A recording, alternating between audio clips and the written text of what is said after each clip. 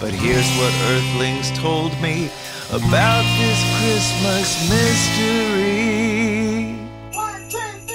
Santa is a furry freak with epic superpowers. He flies to every human home in under 14 hours. He's a master burglar, a pro at picking locks. If you don't leave milk and cookies out, he will put dung in your socks. If you act nicely through the night and don't jump on your bed, Santa comes with sugar plums and hurls them at your head. But if you're on his naughty list, he shoots missiles at your toes. He might just roast your chestnuts with his powerful flames.